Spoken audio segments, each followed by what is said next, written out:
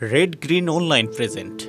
আসলে আমরা ফার্স্ট দিন থেকে এখন পর্যন্ত বৈষম্যবিরোধী ছাত্র আন্দোলন আমরা পিরোজপুরে আমাদের যেভাবে আমরা চেয়েছিলাম আন্দোলন করতে পারিনি, কিন্তু আমরা তারপর আস্তে আস্তে আমরা আমাদের জনবল এবং আমাদেরকে শুধু যে আমাদের ছাত্ররাই হেল্প করছে এমন, আমাদের এরকম আমাদের মা সমান আমাদের শিক্ষিকা ছিল আমাদের পাশে, তারপর ছিল আমাদের অনেক আইনজীবী স্যার ম্যাডাম এবং অনেকেই ছিল আমাদের সাথে, যারা থাকলে আমরা পারতাম না হয়তো বা পিরোজপুরের মতো জায়গায় করতে। প্রায় আমরা রাস্তাঘাটে আইন শৃঙ্খলা রক্ষা করা, ট্রাফিক, তারপর হচ্ছে কি বিভিন্ন ধ্বংস যোগ্য থেকে যেখানে চলেছে সেখানে পরিষ্কার করা, তারপর রাস্তাঘাটে ময়লা পরিষ্কার করা, সকাল থেকে শুরু করে আমরা এখন পর্যন্ত আমরা সেভাবেই কাজ করে যাচ্ছি।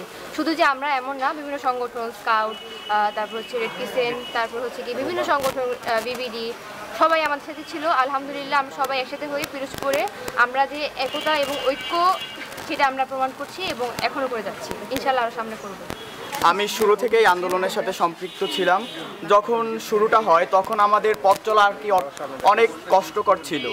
তো যখন আমরা এই আন্দোলনটা শুরু করি আমাদের পাশে অনেক শিক্ষার্থী ছিল, বিশেষ করে শিক্ষার্থীরা প্রথম থেকে আমাদের আর যারা সমন্বয় ভাইরা ছিলেন আমাদের, তারা সবসময় একটা ভালো পরিস্থিতি কিভাবে রাখতে পারি সেই সম্পর্কে সবসময় তথ্য আদান প্রদান করছে এবং তারা অনেক পরিস্থিতির শিকার হয়েছে যা কোনোভাবেই কাম্য ছিল না, অনেক অত্যাচার নিপীড়ন এবং কি আমাদেরও অনেক কষ্ট সহ্য করতে হয়েছে। এরপরে আমরা সাধারণ জনগণের সাহায্য পেয়েছি আস্তে আস্তে। যখন আমরা সঠিক পথে হাঁটছিলাম তখন তারাও মনে করছে যে আমাদের বিষয়টা আসলে তাদেরও আমাদের পাশে থাকা উচিত এবং আমরা তাদেরকে নিয়ে একটা সুন্দর দেশ পরিকল্পনা করব, এটা আমরা আশা রাখি। আমরা যখন এতদূর আসতে পেরেছি আপনারা আমাদের উপর হতাশ হবেন না। একটাই কথা বলতে চাই, এই যে যারা এখন এই পরিস্থিতিতে আর কি গুজব ছড়াচ্ছে যে হিন্দু পরিবারের উপর আক্রমণ চালাচ্ছে এবং বিভিন্ন জায়গায় হত্যাযোগ্য হচ্ছে এবং আক্রমণ চালাচ্ছে, লুটপাট হচ্ছে, আসলে এইগুলোর উপর একটা কথা বলতে চাই যে যারা শুরু থেকে আন্দোলনকে সমর্থন করতো না তারা এই সহিংসতাটা সৃষ্টি করছে। আমরা শিক্ষার্থীরা সবসময়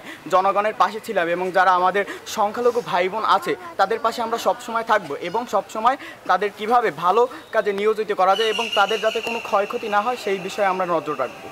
একটা সরকার পতন হয়েছে, সরকার পতনের পরে আমাদের ছাত্রদের নিয়ে আমরা পিরোজপুরে, আমি একজন শিক্ষিকা, আমি আমাদের এইখানে যে ছাত্র সমন্বয়কারী আছে তাদেরকে সাথে নিয়ে আমরা পিরোজপুরের যে যে জায়গায় হিন্দু অধ্যুষিত এলাকা আছে তাদেরকে আমরা সুরক্ষা দেওয়ার জন্য ছাত্ররা প্রতি বাড়িতে গিয়েছে, সেখানে মন্দিরে মন্দিরে বলা হয়েছে, তাদের নাম্বার দেওয়া হয়েছে এবং এক একটা কমিটি করা হচ্ছে, যেই কমিটিগুলো সুরক্ষার জন্য রাত জেগে পাহারা দিবে।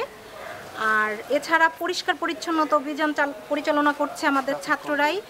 এরপরে আমাদের ট্রাফিক যে ব্যবস্থাপনা, সে ট্রাফিক ব্যবস্থাপনাগুলো তারা তদারকি করছে, তারাই ট্রাফিক চালিয়ে যাচ্ছে এখন পর্যন্ত। এছাড়াও কোথাও কোনো অ্যাম্বুলেন্স যেতে হবে কিনা বা কোনো ধরনের কোনো সমস্যা হলেই ছাত্ররা সেখানে এগিয়ে যাচ্ছে। আপাতত পিরোজপুরে আমরা সেরকম পিরোজপুর সদরের মধ্যে তেমন কোনো সমস্যা আমরা পাইনি। আর রাস্তার যত ময়লা ছিল, ড্রেন পরিষ্কার করা, এগুলো ছাত্ররাই করছে। আচ্ছা, আমরা যে শুনেছি যে আসলে কয়েকটা জায়গায় সারা বাংলাদেশব্যাপী এই আন্দোলনটা হচ্ছে শিক্ষার্থীরাই করছে, তো আমরা শুনেছি যে আসলে কয়েকটা জায়গায় হিন্দু সম্প্রদায়ের উপর হামলা হয়েছে, বাড়ি ঘরের উপর অ্যাটাক হয়েছে, এই বিষয়ে আপনারা কোনো পদক্ষেপ নিয়েছেন কিনা বা কোনো ব্যবস্থা নেবেন কিনা? হ্যাঁ, আমরা কঠোরভাবে ছাত্র সমন্বয়কারীরাও বলে দিয়েছে, ছাত্ররা বলেছে যে যারা এই ধরনের কাজ করবে তাদের কঠোর ব্যবস্থা নেওয়া হবে। আমাদের আর্মি বাহিনী আমাদের সাথে আছেন, ওনারা টহল দিচ্ছেন। এছাড়াও আমাদের সমন্বয়কারীরা প্রতিটি ছাত্রকে জানিয়ে দিয়েছেন যে প্রত্যেকেই যেন নিজ নিজ জায়গা থেকে সতর্ক থাকে এবং তারা সতর্ক অবস্থানে আছে। কোনো ধরনের হিন্দু ধর্মাবলম্বীদের উপরে যাতে কোনো ধরনের হামলা বা কোনো ধরনের অপ্রীতিকর ঘটনা না ঘটতে পারে সেজন্য যথাযথ ব্যবস্থা তারা নিচ্ছেন। এখন আমাদের যেহেতু আমাদের সরকার প্রধান চলে এসেছেন, এখন উনি আমাদেরকে যে নির্দেশনা দিবেন সেই নির্দেশনা অনুযায়ী, আমাদের জেলা প্রশাসক মহোদয় যে নির্দেশনা আমাদেরকে দিবেন সেই নির্দেশনা অনুযায়ী আমাদের ছাত্ররা কাজ করে যাবে।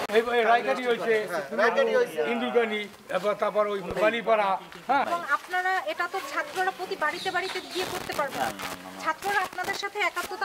আমি ক্লান্ত হয়ে বাসায় গেছে, আবার বের হবে।